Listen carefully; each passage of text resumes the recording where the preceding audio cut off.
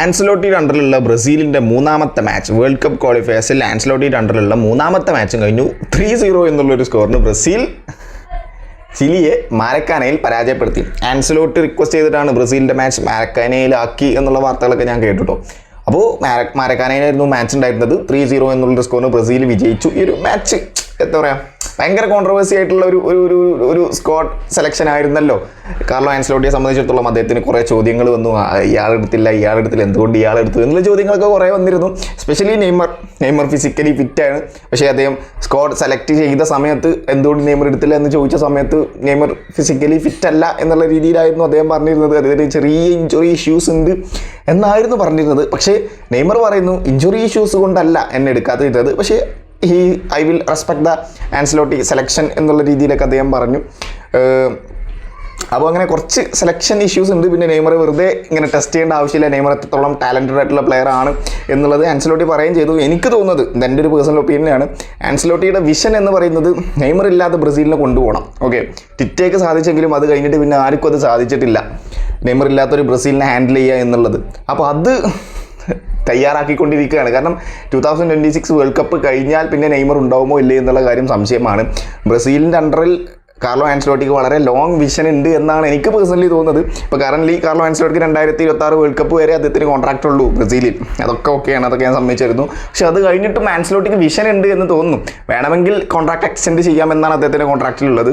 അത് കഴിഞ്ഞിട്ടും വിഷൻ ഉണ്ട് എന്ന് തോന്നുന്നു. കാരണം ക്രൂസൈറോയിൽ നിന്നും ഒരു പ്ലെയറിനെ കൊണ്ടുവരുന്നു, എസ്തവാവോയെ കൊണ്ടുവരുന്നു. എസ്തവാ പിന്നെ ചെൽസി പ്ലെയറാണ്, അദ്ദേഹം പ്രൂവഡ് ടാലൻ്റ് ആണ്, അല്ല എന്നല്ല പറയുന്നത്. പിന്നെ അതുപോലെ തന്നെ സെനിത്ത് എന്ന് കുറേ പ്ലേയേഴ്സിനെ കൊണ്ടുവരുന്നു. അങ്ങനെ എല്ലാ പ്ലേയേഴ്സിനെയും കൊണ്ടുവന്ന് ടെസ്റ്റ് ചെയ്യുന്നുണ്ട് ആൻസലോട്ടി. അപ്പോൾ അദ്ദേഹത്തിന് വേൾഡ് കപ്പിലോട്ട് സ്ക്വാഡിലോട്ടുള്ള പ്ലേയേഴ്സും വേണം. അത് കഴിഞ്ഞിട്ടും അദ്ദേഹം മിഷൻ ചെയ്യുന്നുണ്ട് എന്നാണ് എനിക്കിത് കണ്ടപ്പോൾ പേഴ്സണലി തോന്നുന്നത്. എന്തായാലും നമുക്ക് മാച്ചിലോട്ട് പോകുകയാണെന്നുണ്ടെങ്കിൽ ഫസ്റ്റ് 39ാമത്തെ മിനിറ്റ് തന്നെ എസ്തവാവോ ഇല്ലൻ അദ്ദേഹത്തിൻ്റെ ഒരു കിഡിലും ബൈസിക്കിൾ കിക്ക് ഗോളിലൂടെ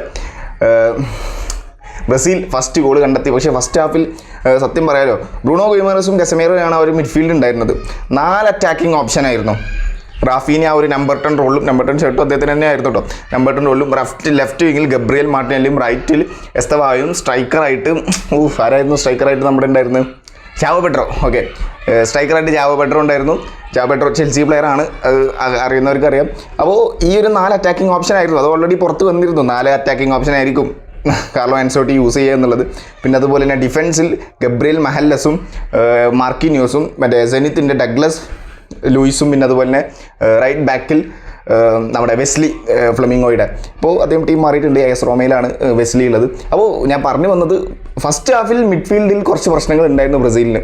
അത് ഭയങ്കരമായിട്ട് ചെറിയ പ്രശ്നങ്ങൾ ഉണ്ടായിരുന്നു, ചെറുതായിട്ട്. അത് കസമീറോ, ബ്രൂണോ ഗുയിമറസ് ഇവർ രണ്ടും കോമ്പിനേഷൻ എല്ലാവരും ഭയങ്കരമായിട്ട് ആഗ്രഹിച്ചെങ്കിലും പക്ഷെ അത് വർക്കാവുന്നില്ല.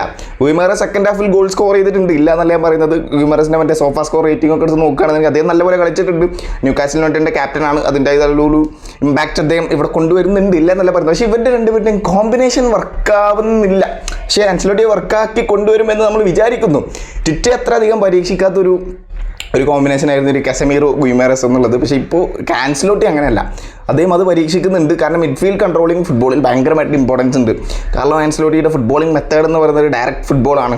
ഓക്കെ, കുറച്ചൊരു ഓഫ് സൈഡ് ട്രാപ്പൊക്കെ ഉണ്ടെന്നുണ്ടെങ്കിലും, കഴിഞ്ഞൊരു മാച്ച് നമ്മൾ കണ്ടു, ഓഫ് സൈഡ് ട്രാപ്പ് കുറച്ചൊക്കെ ഉണ്ടെന്നുണ്ടെങ്കിലും അധികവും അദ്ദേഹം ഫോളോ ചെയ്യുന്നത് ഡയറക്റ്റ് ഫുട്ബോളാണ്. അപ്പോൾ അത് വലിയ പ്രഷർ ഇല്ലാതെ പ്ലേയേഴ്സിന് കളിക്കാം.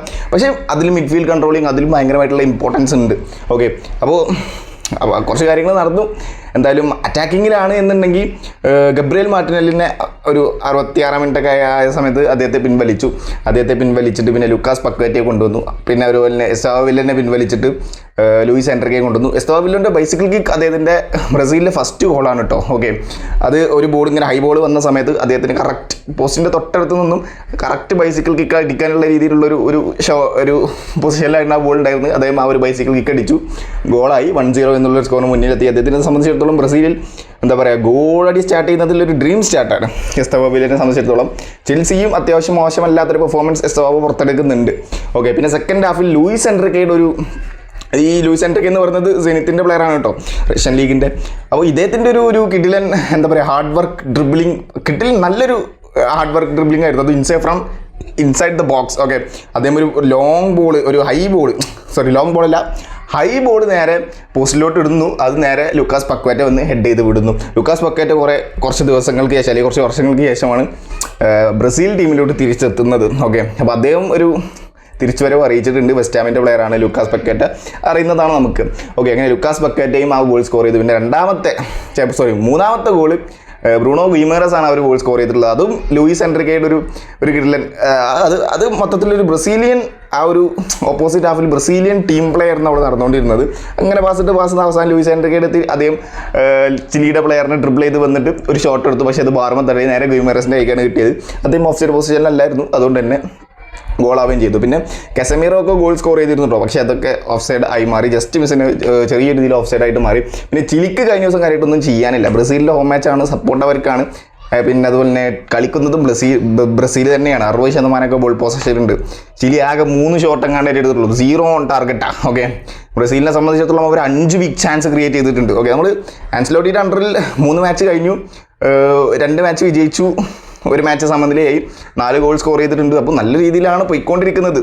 കഴിഞ്ഞ മാച്ചിൽ ആലീസണൊന്നും കാര്യമായിട്ടൊന്നും ചെയ്യാനില്ലായിരുന്നു. ഓക്കെ, മിഡ്ഫീൽഡ് ഒരു ചെറിയൊരു ഇതുണ്ടെങ്കിലും അവിടെ ആ ഒരു ഡിഫൻസ് അടിപൊളിയായിരുന്നു. മാർക്കിനിയോസും ഗബ്രിയൽ മഹല്ലസും. ആലീസണൊന്നും ചെയ്യാനില്ലായിരുന്നു, അതിന് കുറച്ച് 21 ടച്ച് ഉണ്ടായിരുന്നു അദ്ദേഹത്തിന്, വന്ന് കാര്യമായിട്ടൊന്നും സേവ് ചെയ്യാനൊന്നുമില്ലായിരുന്നു. കാരണം ചിലിയുടെ ഭാഗത്ത് നിന്നും 0 ഓൺ ടാർഗറ്റാണ്. ഓക്കെ, ആകെ 3 ഷോട്ട് എടുത്തു, അത് ഇതിലോ പറത്തി വിട്ടിട്ടുണ്ട്. അപ്പോൾ ഇത്രയാണ് ബ്രസീലിനെ സംബന്ധിച്ചിടത്തോളം ഈസി ഒപ്പോണൻസ് ആണ്. ചിലി 10ാം സ്ഥാനത്താണ് വേൾഡ് കപ്പ് ക്വാളിഫയേഴ്സിൽ. ഓക്കെ, ഇനി അടുത്തതും ബ്രസീലിനുള്ളത് ബൊളീവിയക്കെതിരെയാണ്. ഓക്കെ, അതുകൊണ്ടാണ് നെയ്മറെ ഒന്നും ഇറക്കാത്തത് എന്നാണ് ആൻസലോട്ടി പറയുന്നത്. പക്ഷേ നമുക്ക് അല്ലെങ്കിൽ ബ്രസീലിലെ ഓഡിയൻസിന് ആഗ്രഹമുള്ളത് നെയ്മർ ആ ഒരു ബ്രസീലിയൻ ടീമിൽ കളിക്കണം. പിന്നെ പല ലെജൻസും അല്ലെങ്കിൽ പല മാധ്യമങ്ങളും പറയുന്നുണ്ട് അത്ര പ്രഷറില്ലാത്ത മത്സരങ്ങളാണ്. അപ്പോൾ നെയ്മറെ പരീക്ഷിച്ച് നോക്കണം. കുറച്ച് വർഷങ്ങൾക്ക് ശേഷം 2023 ആ ഒരു ഉറൂഗയ്ക്ക് ശേഷം പിന്നെ നെയ്മർ ഇതിൽ ബ്രസീലിൽ കളിച്ചിട്ടില്ല. സോ അതുകൊണ്ട് തന്നെ അദ്ദേഹത്തിന് ആ ഒരു ബ്രസീലിയൻ ടീമിൻ്റെ ആ ഒരു ഹെവിനെസ് അദ്ദേഹം ഈസി ആയിട്ട് ടേക്കപ്പ് ചെയ്യും. ആ ഷർട്ട് കിട്ടി അദ്ദേഹം ഈസി ആയിട്ട് കളിക്കും, ഇല്ല എന്നല്ലേ പറയുന്നത്, നല്ല പെർഫോമൻസ് തന്നെ പുറത്തെടുക്കും. ബട്ട് അദ്ദേഹത്തിന് എന്നാൽ ഒരു ഫോമിലോട്ട് ബ്രസീലിയൻ ടീമിൽ തിരിച്ചു വരാൻ എടുക്കാമായിരുന്നു എന്നുള്ള രീതിയിലൊക്കെ ആൻസലോട്ടിക്ക് ഭയങ്കരമായിട്ട് ക്രിറ്റിസിസം വരുന്നുണ്ട്. നെയ്മറിനും ഭയങ്കരമായിട്ട് സങ്കടമുണ്ട്. അദ്ദേഹത്തിന് ഇഞ്ചുറി ഇഷ്യൂ ഉണ്ടെന്നൊക്കെ പറഞ്ഞാൽ അദ്ദേഹം 90 മിനിറ്റ് മറ്റേ ഫ്ലുമിനൻസിനെതിരെ കളിച്ചിട്ടുണ്ട്. തിയാഗോ സിൽവേൻ്റെ ഒപ്പമുള്ള ഒരു മാച്ച് 90 മിനിറ്റ് കളിച്ചിട്ടുണ്ട്. അപ്പോൾ ഇഞ്ചുറി ഇഷ്യൂസ് അല്ല. ഓക്കെ, അപ്പോൾ അതുകൊണ്ടാണ് നെയ്മർ എടുക്കാത്തത് എന്നുള്ള രീതിയിലൊക്കെ വാർത്തകൾ വരുന്നുണ്ട്.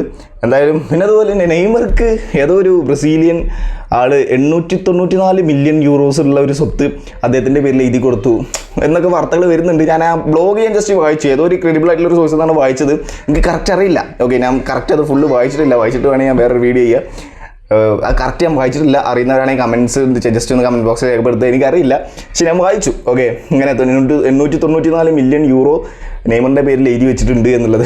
എന്തായാലും അത് കൊള്ളാം. എന്തായാലും ബ്രസീൽ 2ാം സ്ഥാനത്തായിട്ടോ വേൾഡ് കപ്പ് ക്വാളിഫയേഴ്സിൽ. അർജൻറ്റീന കഴിഞ്ഞ് കഴിഞ്ഞാൽ 28 പോയിൻറ്റോട് കൂടി ബ്രസീലായി. അർജൻറ്റീന അവിടെ 38 പോയിൻറ്റ്. ബ്രസീൽ പിന്നെ ഓൾറെഡി ക്വാളിഫൈ ചെയ്തതാണ്.